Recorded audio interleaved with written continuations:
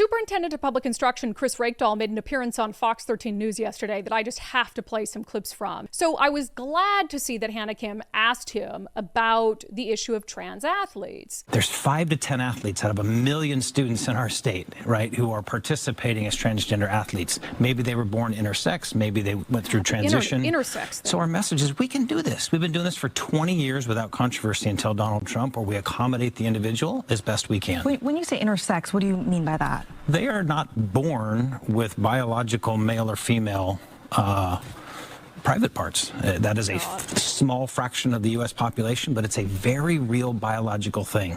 So when people run around and say, you're either a boy or a girl, there's actually a fraction of our population that isn't born one way or the other. And so we need to accommodate. That's just one category of transgender, of course, but I'm always trying to help people understand that nothing is black and white. It's always a little more complicated. It's not. You're a boy or you're a girl. We're not talking about intersex people. And there's no evidence that any of those transgender athletes you mentioned are intersex. You're talking about this absolute anomaly, really, in the human genome.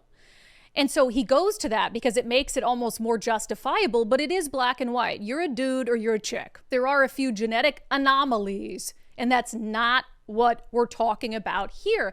But he totally makes a point for us that I think is important to listen to. Can you play back just that little clip? There's 5 to 10 athletes out of 1 million students in our state, right, who are participating as transgender athletes. He says there's 5 to 10 transgender students participating in athletics out of a million in the entire state of Washington. So let's throw them a bone and just cut it down the middle. So let's say there's 8, right?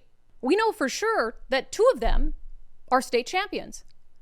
The one that won the meet in Kashmir, Washington, the Junior Olympics track meet, and then the one that just won the state title in the 400. So the natural question for Chris Reykdal would be, hey, okay, let's say that's true. Let's just cut it down the middle. You say 5 to 10, let's call it 8. Why are 25% of them so good that they're state champions? And of course, the answer to that is because they have a biological advantage. That's an extraordinary statistical anomaly, right?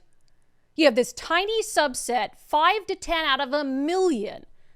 But amongst those 5 to 10, 25% are the best in the sport that they compete in because they're men, they're boys, and they have a biological advantage.